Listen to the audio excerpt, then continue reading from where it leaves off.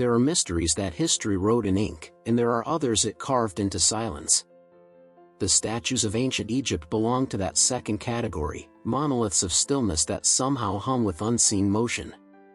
At first glance, they are cold guardians of the past, their faces unmoved, their postures eternally poised. But to the sensitive eye, to the one willing to listen beyond the senses, they appear less as stone and more as vessels, repositories of something not yet fully understood. It is as though they were not carved to be seen but to transmit, each one tuned like a resonant chamber to frequencies modern perception has forgotten how to hear. The question, why were Egyptian statues built with hidden energetic codes, seems, at first, like a metaphor, perhaps poetic exaggeration for their beauty, precision, or symmetry. Yet what if it isn't metaphorical at all? What if those ancient artists, those priest engineers of eternity, were embedding literal energetic harmonics into form? What if each statue was not merely a representation of a god, pharaoh, or concept, but an active node in a vast energetic network, a physical interface between the Earth's geomagnetic pulse and the subtle anatomy of consciousness itself? To entertain such a question is to cross a threshold. It requires that we temporarily step out of linear history and into the mythic field from which the ancients sculpted reality. In that realm, stone is not dead matter, it is frozen sound. Geometry is not decorative, it is the mathematics of resonance. And when those sculptors carved the contours of a divine face, they were not chasing aesthetics, they were tuning energy. Consider how the ancients viewed form itself. For them, every line, proportion, and orientation was sacred. The temple walls, the columns, the faces of gods, all followed harmonic ratios reflecting the very architecture of the cosmos. These were not random decisions born of artistic whimsy, but deliberate encodings of what they called ma'at, the principle of universal order, balance, and energetic alignment. To carve a statue out of that understanding was to crystallize divine law into the physical dimension. Each measurement became a syllable of a vibrational language, the language of creation itself. In the Egyptian worldview, the boundary between matter and spirit was porous. Every object, every image, every ritual sound carried a living presence. Statues were not symbols in the modern sense, they were embodiments. The Ka, or vital essence, could inhabit them. The statue of a god was, therefore, not just a likeness but a body, a temple of frequency. Through proportion, material, and placement, the Egyptians invited energy to inhabit matter, creating a bridge between the invisible and the seen. Imagine standing before one of those ancient colossi at dawn, the colossal Ramses at Abu Simbel, for instance, bathed in the first golden rays of the sun. The angles of light seem to awaken something in the face of stone.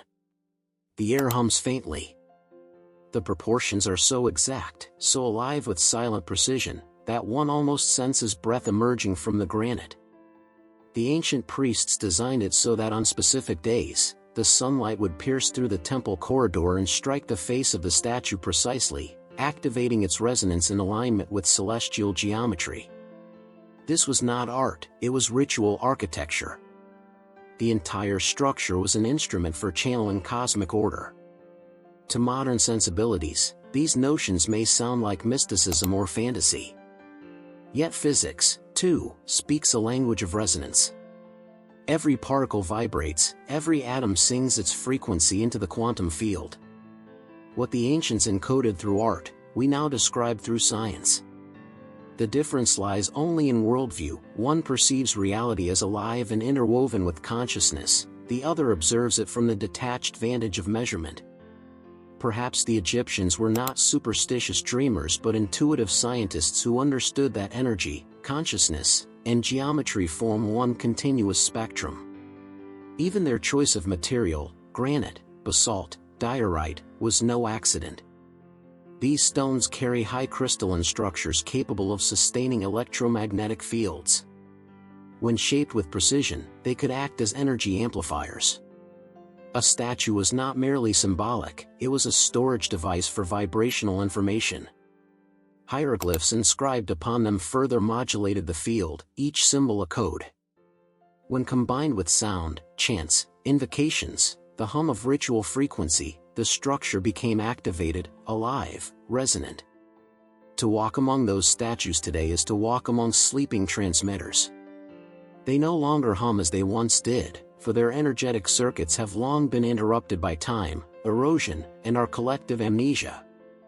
Yet even dormant, they radiate a subtle pressure, as though aware of the gaze upon them. People report sensations, tingling, warmth, lightheadedness, when standing near them.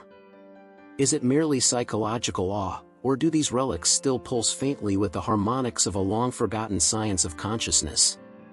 To seek the answer is to embark upon a journey that merges archaeology with mysticism, physics with metaphysics. For the notion of hidden energetic codes is not only about ancient statues, it is a mirror of a deeper truth about existence itself.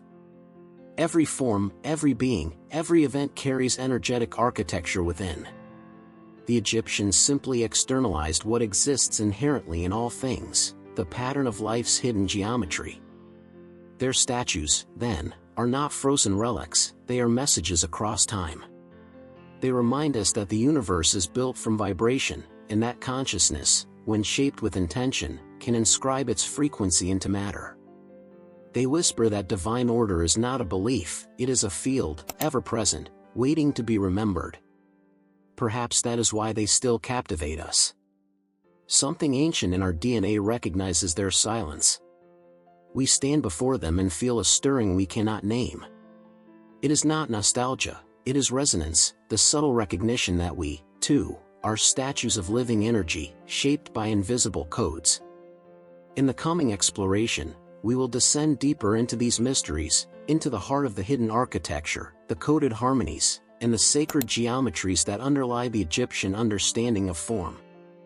We will look at how myth, proportion, and frequency wove together into a single tapestry of energetic intelligence. For now, let us pause and absorb the immensity of that thought, that stone can breathe light, and that form can sing the song of creation. To understand why Egyptian statues were built with hidden energetic codes, one must first grasp that to the ancient Egyptians, energy was not an abstract metaphor, it was the very fabric of existence. They did not separate matter from consciousness, nor geometry from divinity. Everything visible was merely the densified echo of invisible harmonics. They lived in a universe alive with vibration, and they saw themselves not as creators of form, but as co-tuners of frequency. The sculptor, the priest, the astronomer, and the healer all served the same function, to align with the cosmic pattern, to tune the seen world with the unseen. At the core of this worldview was Ma'at, a concept that transcends easy translation. Often reduced to truth, order, or balance, Ma'at was far more than moral philosophy. It was the universal law of resonance, the principle that every action, sound, or structure either harmonized with the cosmic pattern or disrupted it. To live in Ma'at was to flow with the rhythm of the universe, to oppose it was to invite chaos, known as Isfet. The Egyptians understood that art, architecture, and ritual were not just expressions of Ma'at, they were instruments through which Ma'at could be sustained. Each statue, then, was not only a depiction but an embodiment of alignment.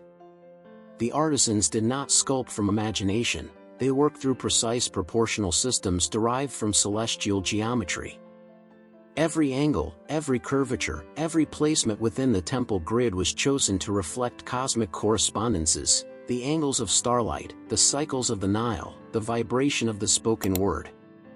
The body of the god, the face of the pharaoh, the lotus at the base, all mirrored laws that echoed across dimensions. This is what it meant to encode energy into form. The secret lay not in ornamentation, but in proportion. Egyptian sculptors employed what we now call the canon of proportion, a system of measurements that divided the body into sacred units based on the cubit and further refined by harmonic ratios. This canon was not arbitrary, it was a geometrical translation of universal resonance, the same numerical symmetries that govern sound, light, and planetary motion. In the 21st century, we might speak of it in terms of frequency harmonics, fractal geometry, or the golden ratio. To the Egyptians, These were divine patterns that ensured that a statue was not only visually balanced, but energetically alive. They knew what modern quantum science is only beginning to rediscover, that matter is a rhythm frozen in space. When those proportions were correct, the statue could sing in resonance with the larger cosmic field. It could receive and transmit subtle energies, acting as a harmonic bridge between the divine and the earthly. The priests of old would awaken these forms through sound, intoning chants, striking specific tones, activating the geometry through vibration. Sound was the key that unlocked the stone's memory. Hieroglyphs carved onto these statues were not mere inscriptions, they were vibrational signatures. Each symbol had its own frequency, and when combined in sacred sequence, they produced an energetic syntax, a resonant language of creation. This was language as alchemy, written not to communicate human thought, but to align consciousness with divine architecture. The arrangement of hieroglyphs, the sequence of phonemes, the spacing between them, all served to channel life force through the stone. In this way, statues became more than representations, they became nodes in an energetic network, living transmitters embedded across the landscape. This network extended beyond temples and monuments. The very positioning of these statues followed a celestial map. The Egyptians were meticulous observers of the heavens, aligning their sacred structures with star clusters, solstices, and planetary movements. They understood that the Earth itself is a resonant body, and that specific points upon it act as energetic vortices or amplifiers. When statues were placed upon these nodes, they became conductors of both terrestrial and celestial energy. Thus, a statue's orientation, its material composition, and its harmonic proportion were all aspects of a single energetic equation. It is worth noting that Egyptian art deliberately avoided naturalism. The stiff posture, the forward gaze, the still symmetry, these were not artistic limitations but spiritual precision. Motion would break the energetic circuit, stillness sustained it. The statue's forward gaze symbolized awareness directed beyond time, beyond decay. It was an eternal observer, anchoring timeless consciousness into physical space. The energy coded within it was not meant to entertain the eye, but to awaken the inner field of anyone who stood before it. This is why even today, millennia later, people feel something ineffable in the presence of these ancient forms.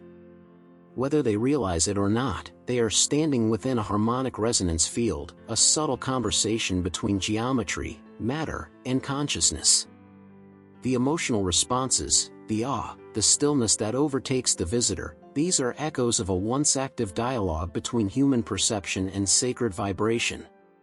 What may appear to the modern mind as mere superstition was, in truth, a highly sophisticated understanding of energetic engineering. The Egyptians encoded frequency and form long before the language of energy was formalized through physics.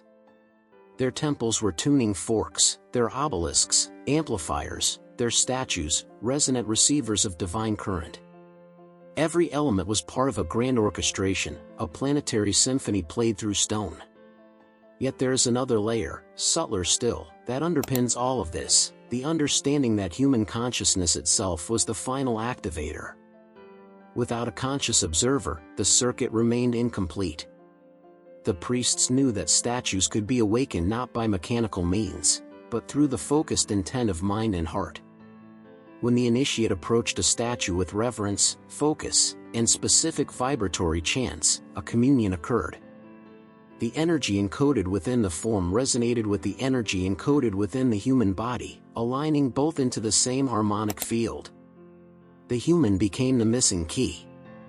This interplay between consciousness and geometry may be the most profound of the Egyptians' hidden sciences. They perceived the universe as a living organism where every form, every sound, every intention participates in the eternal act of creation. Their statues were, in essence, mirrors of that truth, portals reminding humanity that divinity is not external but omnipresent, embedded in the very lattice of reality. The energetic codes within Egyptian statues, then, were not static formulas but living relationships, between stone and sound, between proportion and perception, between the divine and the human. To stand before them was to enter into that relationship consciously, to feel oneself not as a spectator of art but as a participant in a vibrational dialogue with eternity. Such was their genius, to take the invisible, give it form, and let it hum across the ages until someone, somewhere, remembered how to listen again. The Egyptians did not teach their truths through direct explanations, they encoded them in symbols, in mythic patterns that the intuitive mind could absorb long before the rational mind understood. Their statues were not just objects of reverence but silent parables, each one a chapter in a cosmic allegory. To gaze upon them was to be drawn into a myth told not in words but in geometry, proportion, and light. They were the textbooks of eternity, their meanings layered, their codes whispered through posture and material.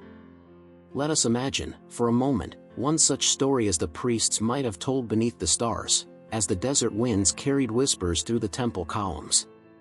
They spoke of a time before time, when the earth was soft and the stars sang directly to the stones. The gods, beings of luminous resonance, wished to teach humankind how to remember their origin in the celestial order. But human hearts, heavy with density, could no longer perceive the symphony of the spheres. So, the gods descended into form, not as flesh, but as pattern. They impressed their frequency into matter, shaping stone with divine geometry so that even when words were lost, the resonance would remain. Each statue became a frozen note of the celestial melody, placed across Egypt like a score of silent music awaiting rediscovery. In this myth, every statue was a memory capsule. When sunlight touched the stone, it was said to awaken the ancient chords hidden within it. The light was not illumination, it was activation.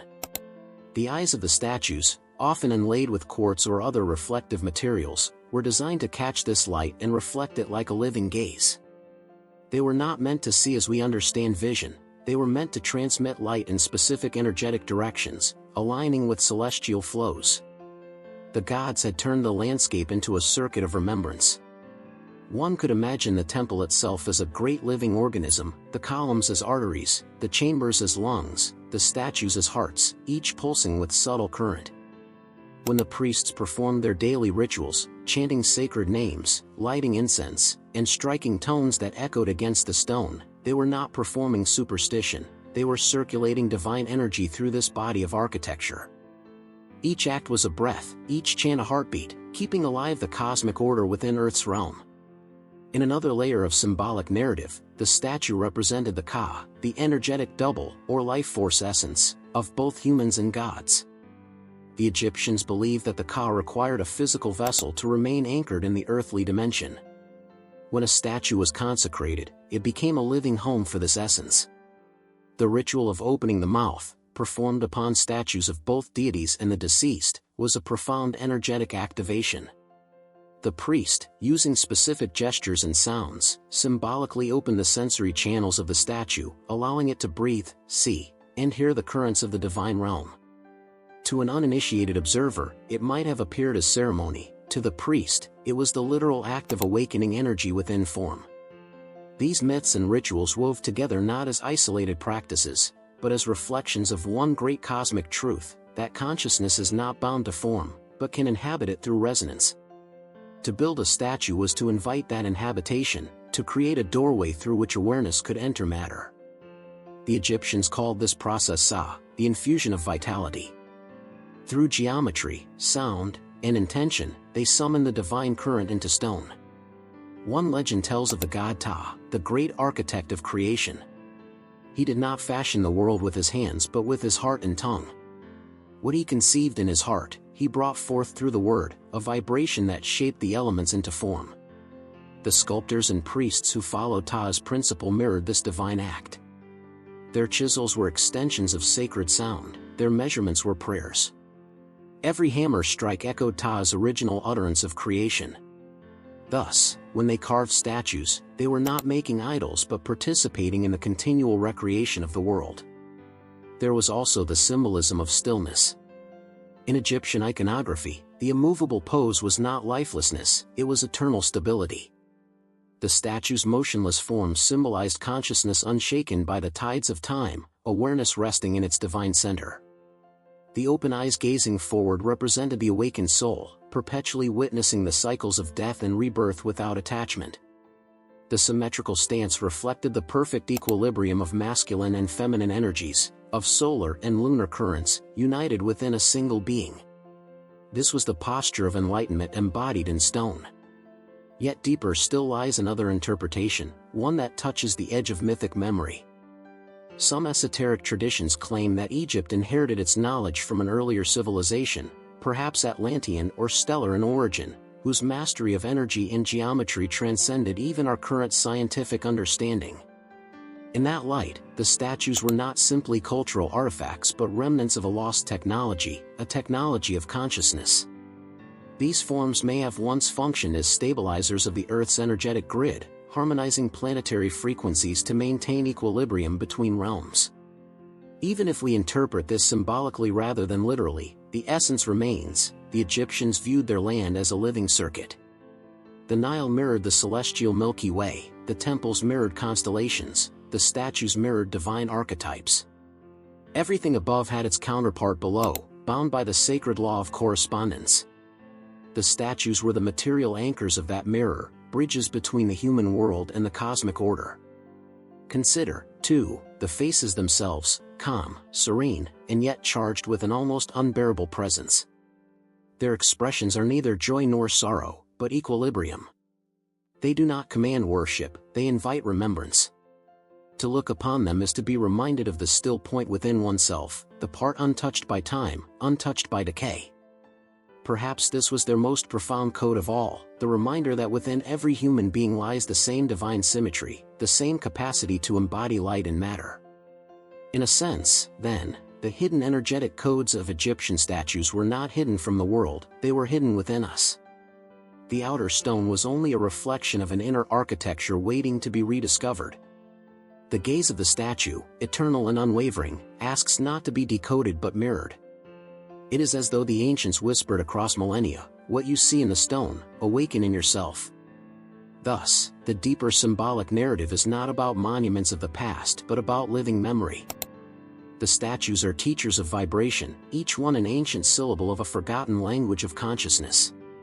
They stand as silent mentors, still transmitting the wisdom of balance, resonance, and divine embodiment. Their silence is not absence, it is the hum of a message so refined that only inner stillness can hear it.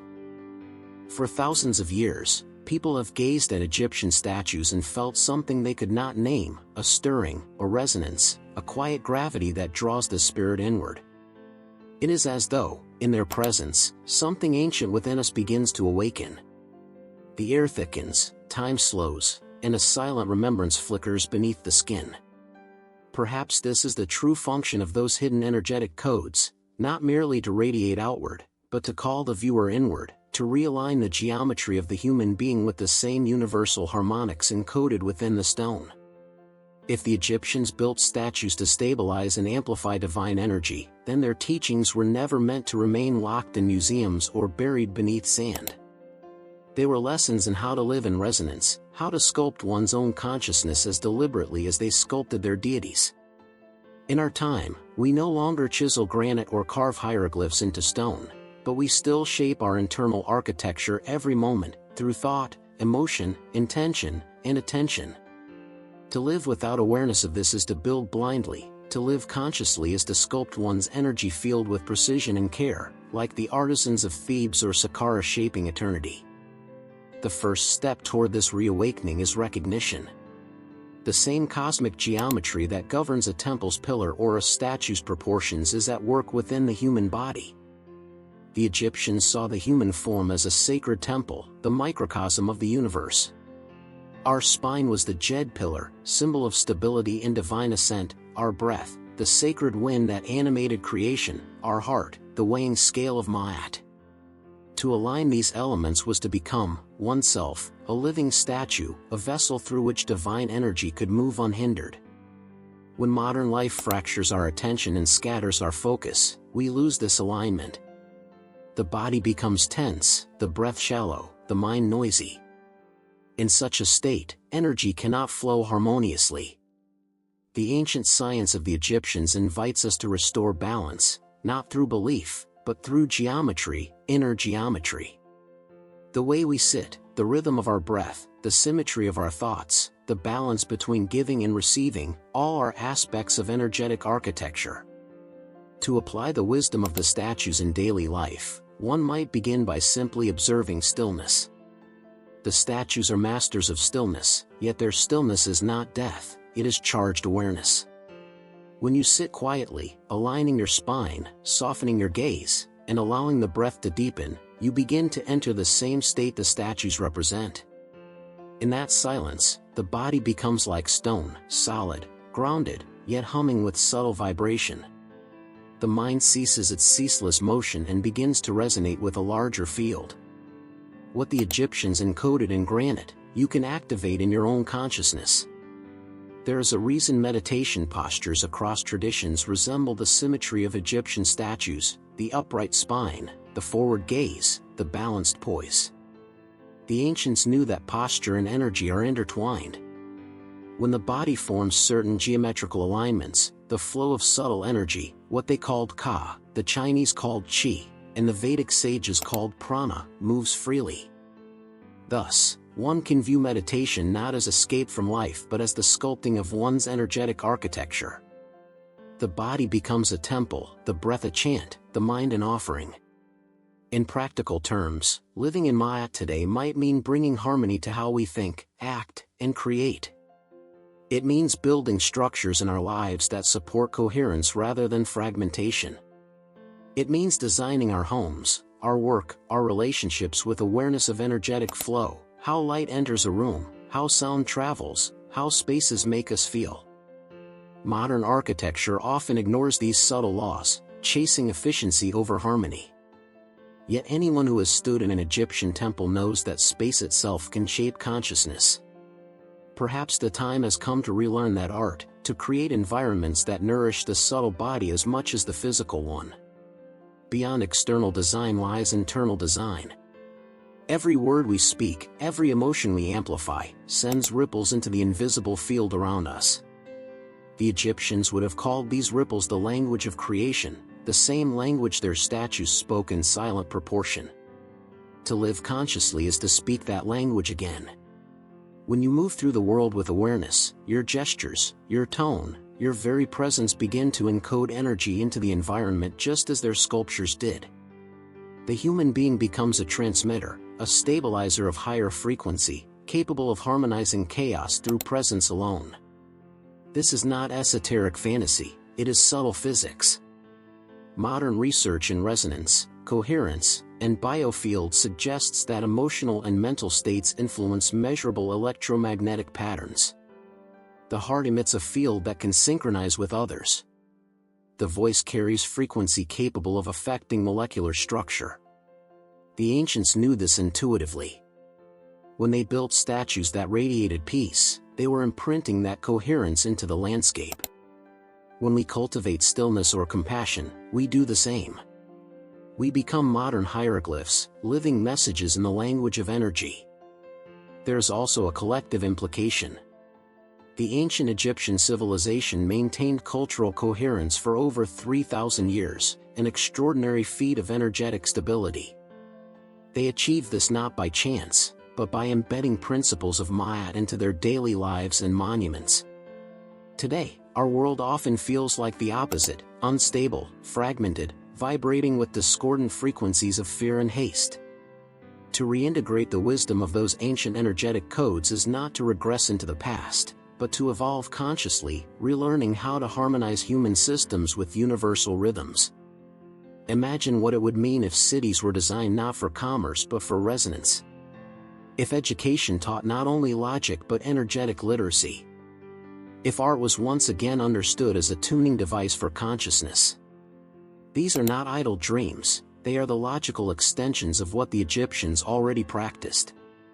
Their civilization thrived on a unified cosmology that wove science, spirituality, and daily life into one coherent field. To integrate that today would mean restoring a worldview in which the invisible dimensions of energy are as real and vital as the visible. In the end, the practical integration of these teachings does not require temples of stone or statues of granite. It requires that we remember our own nature as living instruments. The human heart, when coherent, is a monument more powerful than any sculpture. The human voice, when aligned with truth, is a chant that reshapes reality.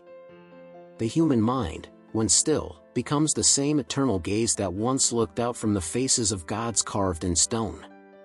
Thus, the real-world implication of Egypt's hidden energetic codes is simple yet revolutionary. Every thought is a chisel, every breath a stroke upon the living statue of one's being.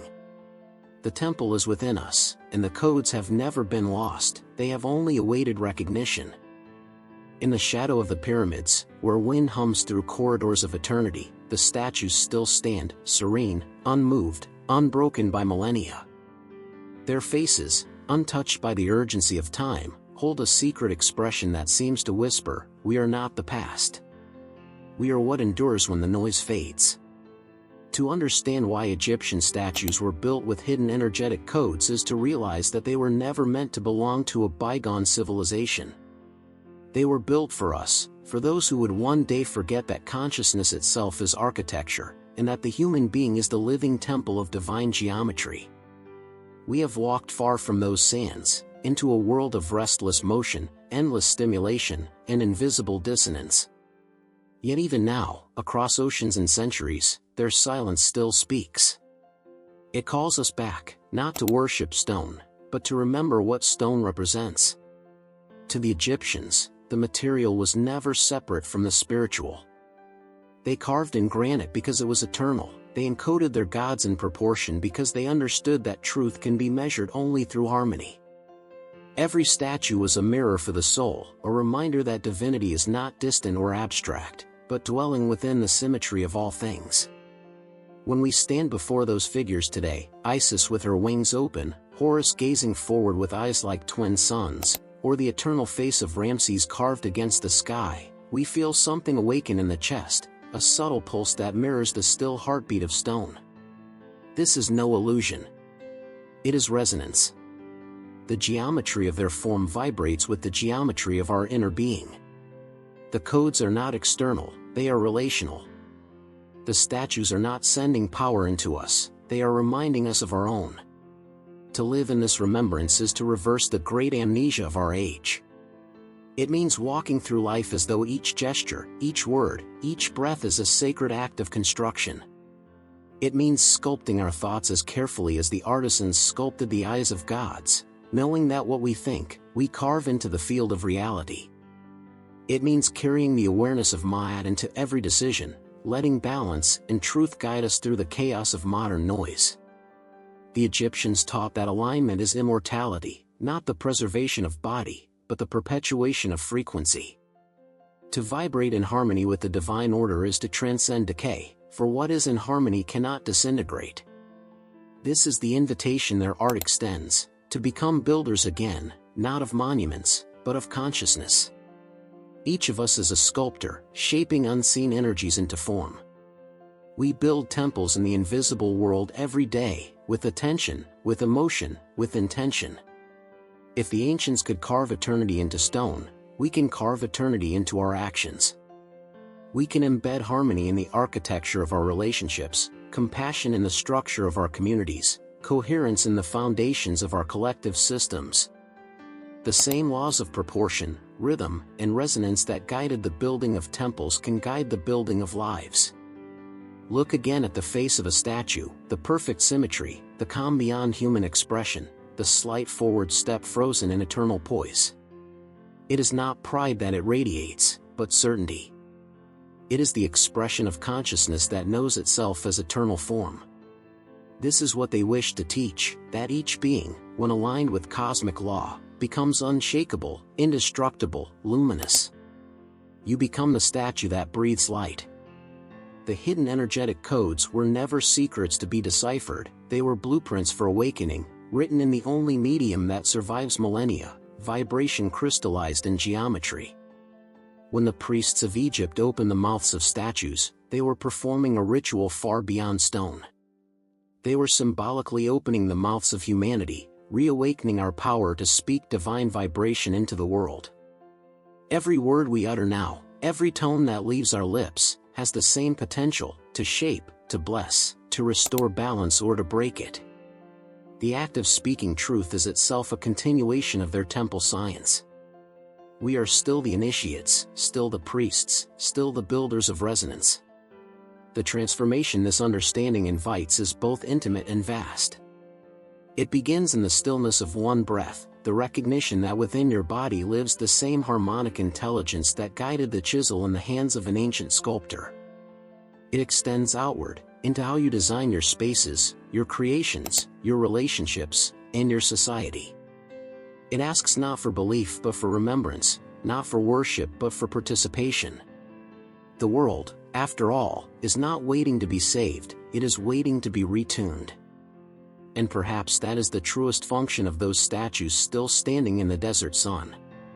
They are not monuments to what once was, they are tuning forks for what can be again. Their presence hums across the field of time, quietly calling each generation to return to coherence, to rebuild the inner temple where stone and spirit meet. They are the echo of a promise, that form, when aligned with love and precision, can hold eternity. So when you next see an Egyptian statue, whether in a museum, a photograph, or the vast silence of the temple sands, do not see history. See instruction. See the language of the universe carved into permanence. See your own reflection in that still gaze, and understand what it is saying. You, too, are made of light shaped into matter. You, too, are a vessel of energy encoded with divine proportion. Let that remembrance alter how you walk, how you speak, how you breathe. Let it make your life an act of sacred architecture. Let each heartbeat become a chisel, each thought a vibration of creation. Then, when you stand still long enough, when your breath quiets and your gaze softens, you may feel the same still pulse that the statues knew, the quiet hum of the eternal within. That is when the code awakens. That is when the stone becomes you. And that is when the ancient whisper of Egypt fulfills its purpose, not as a story of gods long gone, but as the rediscovery of the God that has always been here, breathing through you, sculpting the infinite into form.